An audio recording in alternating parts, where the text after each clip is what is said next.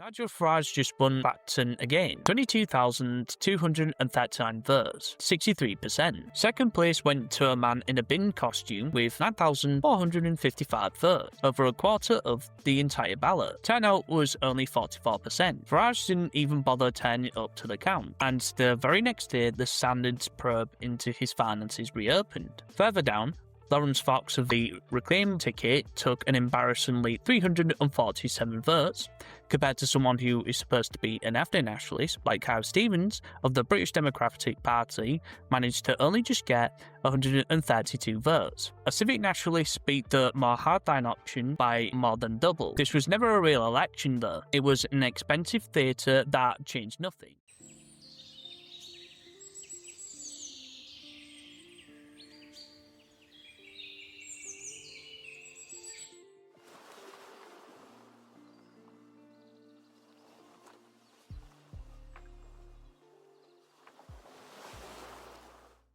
You already know this setup, as I've said previously. Farage was under pressure over undeclared gifts and financial arrangements. He resigned his seat, forced a by-election, and called it the people versus the establishment. Every major party refused to stand. That left him facing Count Binface, a string of independents, Lawrence Fox, Kyle Stevens, and a long list of novelty acts. 34 candidates in total, which is quite a big record. Most of them lost their deposits. The result was never in doubt. What mattered is the order the votes actually fell in, and in what order quietly revealed about the state of the hardened nationalist scene. First place was never in question. Nigel Farage took 22,239 votes, just over 1,000 more than he got in 2024, on a much lower turnout. Second place went to Count Binface with 9,455 votes. That is an extraordinary number for a man wearing a metal bin. 1 in 4 people who bothered to vote preferred the bin to the Reform leader. After that, the numbers dropped off a cliff. John Stevens for the Rejoin Party came third with 492 votes. Tony Francis, as standing as an independent, took 432. Palmer Walford, another independent, took 371 votes. Lawrence Fox for Reclaim landed 6th with 347 votes. Further down the list, Kyle Stevens of the Democratic Party managed to only receive 132 votes. Farage stayed away from count. He claimed Essex police had warned him of an incredible threat. The police said that was not true. He said he wasn't going to stand on stage and be deemed and humiliated by nobodies. The moment the result was declared, the Parliamentary Standards investigation into the £5 million gift resumed. The by-election was supposed to be clean air. It did the opposite. In fact, if he went and tried to use this as some type of op, where if he stand in this election, it was supposed to try and distract anyone from the £5 million gift. But it turns out it probably did, like I said, the opposite. Kyle Stevens did not appear in Clacton out of nowhere. If you don't know much about Kyle Stevens, he was one of Steve Laws's lickspittles in the online nationalist scene. He was also one of the people who helped wreck the previous attempt at building something through the Homeland Party, in one of the X spaces where him and Steve Laws talked about the in-quote issues of the Homeland Party. Stevens came up through Patriotic Alternative and had some weird issues with him and his ex-girlfriend, which was leaked online. Then moved to Homeland when it split off under Kenny Smith. When the internal rows started over strategy, over appointments, over how sensible the party should look, Stephen sided with the hardliners, in quote. He linked up with Steve Laws and Sam Milks, aka Zuma historian, who was involved in the open letter and the public attacks that accelerated the split. Homeland lost organisers, lost momentum, and spent more time fighting itself than building anything lasting. Though it wasn't completely Kenny Smith's fault, after leaving, Stevens landed in the British Democrats and was made their Norfolk organiser. Steve Laws publicly told people in Clacton to vote for him as a re-migration candidate, which might seem good on paper, in which that the circles he moves in, and the Clacton he really only took an embarrassingly 132 votes. Lawrence Fox, the civic nationalists with the name recognition and years of media exposure, more than doubles that total. The gap is not an accident. In the low turnout protest election, the more polished media-friendly option still outperformed the smaller ethno-nationalist candidate tied to the recent internal wreckage. When more than a quarter of the vote goes to a novelty candidate in bin, something is very, very broken in UK politics. A big slice of the electorate is so checked out, or so disgusted with the options, they would rather vote for a joke bin that came second for any other serious names on the paper. Farage can a thumping win. The numbers also show that a large minority of Clacton voters were not buying what he was selling either, they just had nowhere else seriously to go.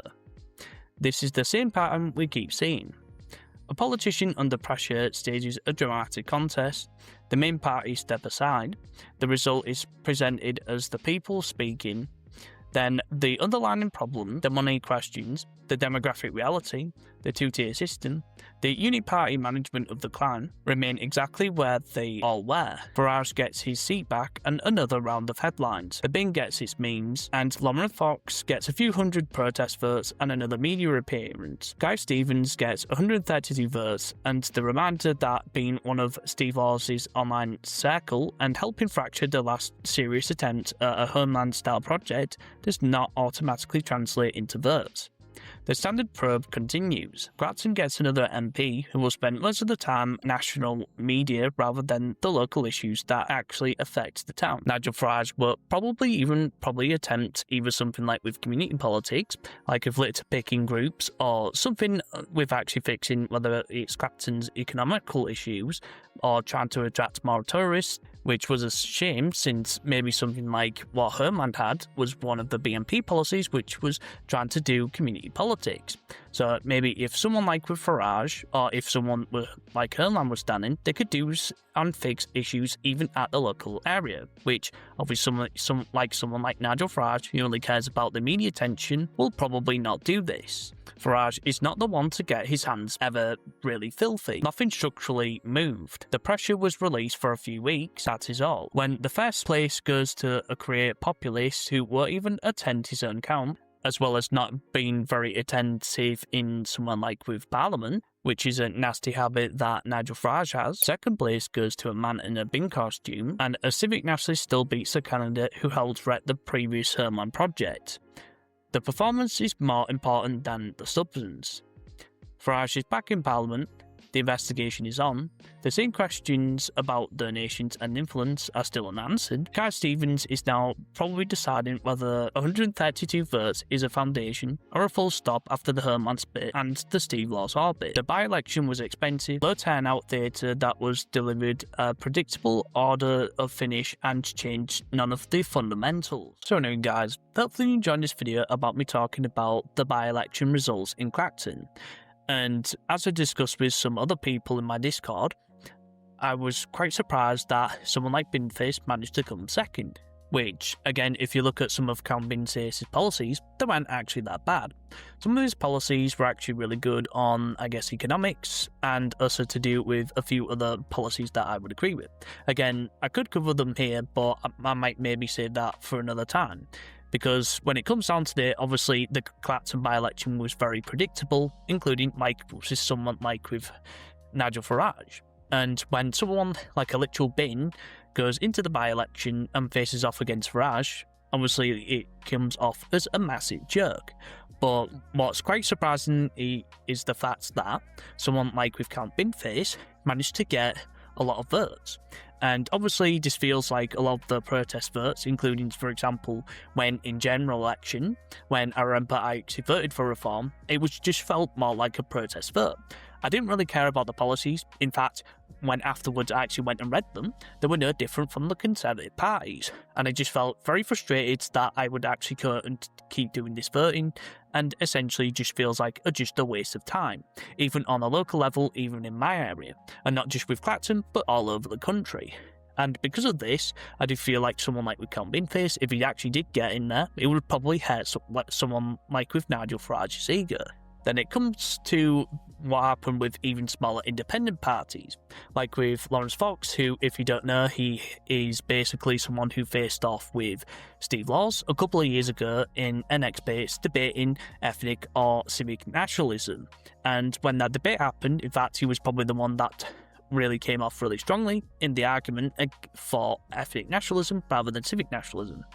Because someone like with Lawrence Fox, if you didn't know, he actually thinks that everyone can be British as long as that they spoke the language and as well be able to read and write and also pay taxes, or something along the very lazy lines of what we can't really go off now, which is basically the whole integration myth, as I've talked about in previous videos, has been really prominent with a lot of the things that happen in civic nationalist spaces, including like with Tommy Robinson, who is okay with Sikhs and Africans, and even went on and talked about how much he would love a cuckold, well, not in the literal sense, with his daughter marrying an African as long as he was, in quote, British.